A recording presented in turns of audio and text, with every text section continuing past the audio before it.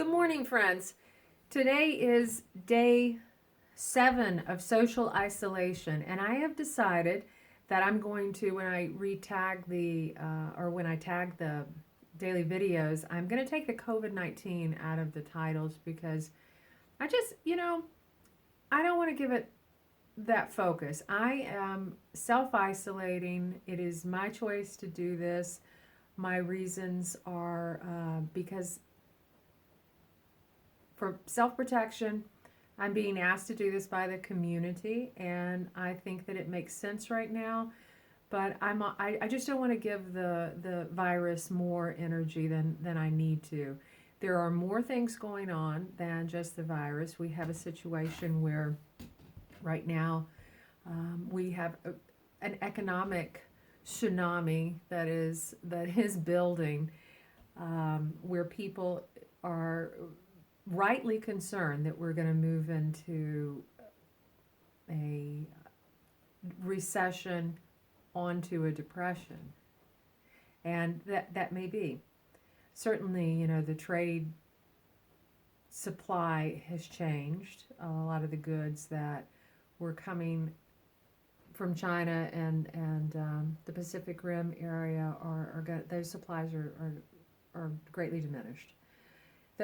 There's a lot of disposable goods, though. The good news for the people on this continent and in this hemisphere and to the south of us is that we have a lot of area in which to farm. We supply, I believe, 65-70% of the food that we consume. So we're well positioned in that way, and hug a farmer when we're through this. I really thank them for what they do, and let's begin those conversations about how we can perhaps move out of this sort of monoculture, heavily herbicidal fertilizers that we could be doing better. We could be doing better. So let's be talking about those things as we move forward, because we're gonna definitely be hopefully working smarter in the decades ahead. People say, and I watch conversations occurring both in person, not so much in person anymore, but by Skype and telephone, and online, and people are not quite sure what is happening, why it's happening. Is this an intentional economic collapse? Are we at war with China and Iran? Do we just not know it yet? Why does Trump keep saying China flu? How helpful is that? Not at all. And what's actually going on? So if there was indeed an intentional economic collapse, wow, who would be doing that? Would we be doing that to ourselves? I really don't think so.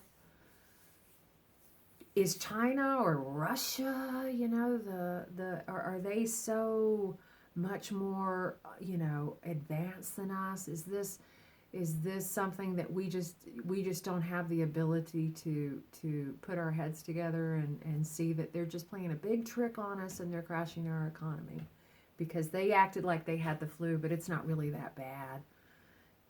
Italy may or may not be in on it. I mean, it's very difficult to figure out what's going on out there in the world of theories and the world of conspiracies. And something that I noticed, though, that for the longest time, that there is a theme that runs throughout all of them. And I'm talking about the very early ones and the modern ones. And it has been that the sky gods are going to save us. Now, whether you're talking about some of your fundamentalist religions who believe that we're in an apocalyptic time right now, Krishna's going to ride through on a white horse, right? We're in the Kali Yuga. And then there's going to be a comeuppance, and there's going to be a time of restoration after this hellfire, although they don't say hellfire, but it's going to be pestilence and all these other things. And then you go into Revelations and you're getting a similar apocalyptic. And there's some people out there right now who seem quite welcoming of this. And they've got their 4 horsemen. And this is the end of times, don't you know? And Trump is sounding the trumpet, and there's codes and everything. And the Pleiadians will tell us that there's a ship on the other side of Jupiter or somewhere, somewhere out there, big enough to hide ships. And they've been beaming messages to us for quite some time. And I actually find that one to be the most peaceful and most relaxing of the ideas, because the Pleiadians are very benevolent, right? And there's no terrible thing that's going to happen. They're just going to come get us, and we're going to go. And they love us. And who doesn't want to hear that? But don't forget about the Greys and the Reptilians, because they're out there too. And David Icke and Alex Jones can tell you all about them, while they tell you about the Bilderbergs and everything else that would set your hair on fire, because it's just too outrageous, and somehow Hillary Clinton's always tied into one or two. So all of these things are swirling around together: ancient aliens, the Bible. The QAnon group has managed to do an intersectional conspiracy, or if you can imagine, the QAnons are intersectionalists in their conspiracy, and they will not like that I have said that they're intersectionalists, because that is the opposite of the way they run their politics. But it is exactly what they're doing with regard to their weaving of ideas. Now look, I don't know. I don't know whether aliens exist or not. I've never been visited by one, and I don't. If you have, then that is your experience. I don't want to take it away from you. I don't want to take any high ground here just because I haven't experienced something. What I am telling you, though, is I look at the systems of things, and I look at themes, and I'm seeing a theme that there is something outside of me, outside of you, outside of the world up there that is going to save us. And I'm wondering why is it that we think that we need to be saved?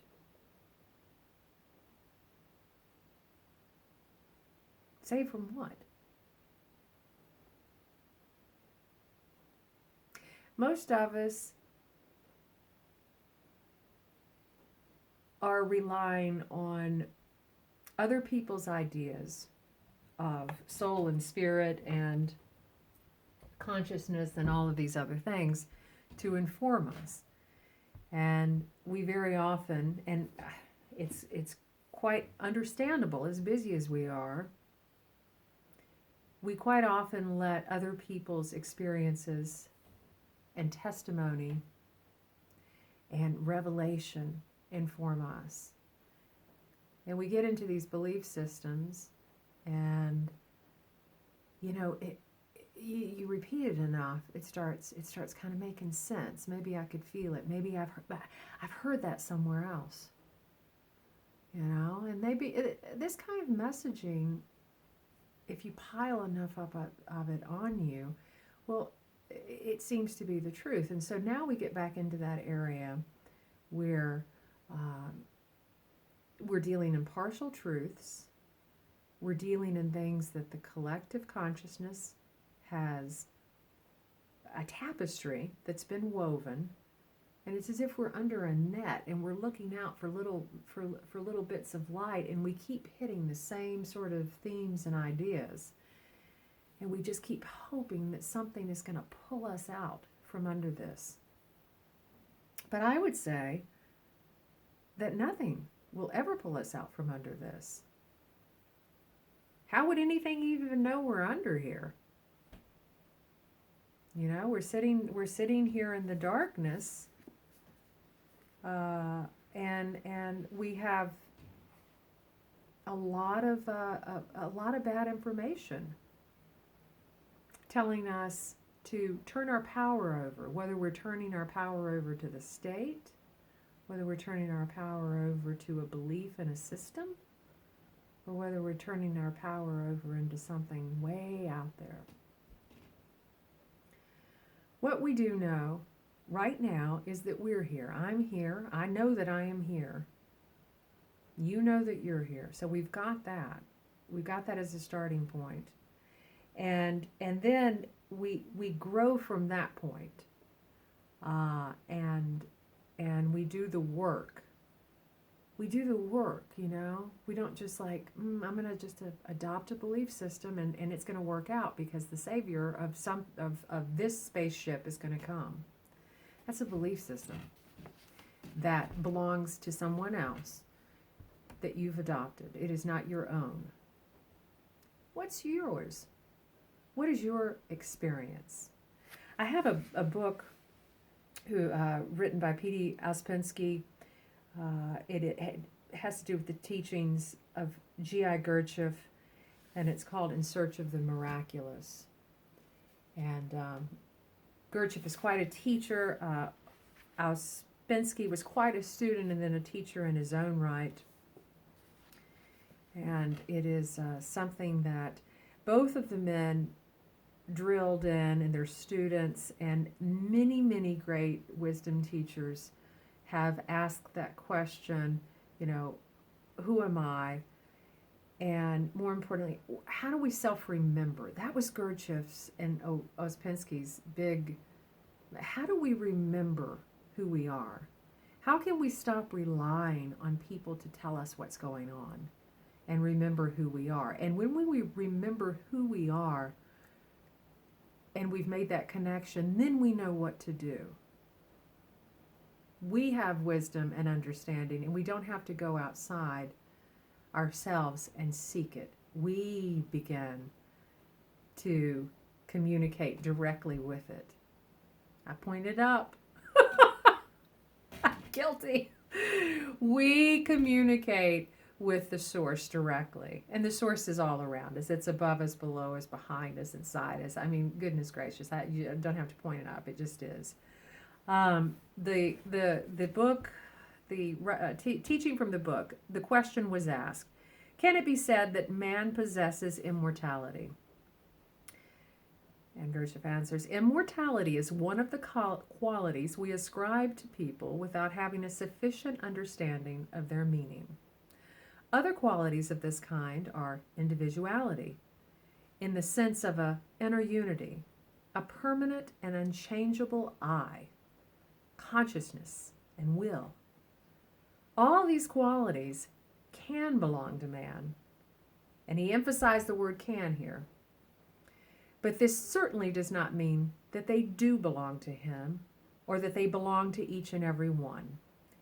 So in order to understand what man is at the present time, that is, at the present level of development, it is necessary to imagine to a certain extent what he can be, that is, what he can attain.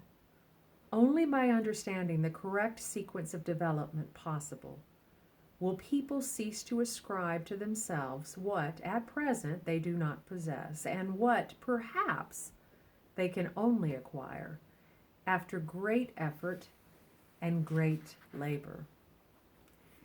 When he refers to great effort and great labor, he is not referring to the accumulation of wealth, to the accumulation of goods. That's not the kind of great labor that he is talking about. He is talking about the path that we will walk, that we choose to walk with great labor and with great effort, because it requires a lot of discipline and will and determination to stay on your center in a world that is so incredibly and sometimes intentionally confusing or obfuscating, I don't even know how to say it, the truth.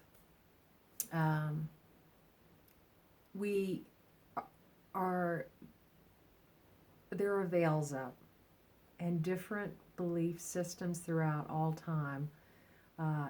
Good teachers have come, and then veils have been thrown up in front of the teachings. And then some bad teachers have come up too and said some things that are incredibly dishonest. How do we sort through it? How do we sort through it? We go inside and communicate with our soul, not getting out there in our imagination, but being very still. And in that stillness, after great effort, disciplined time, in the stillness, all things are revealed.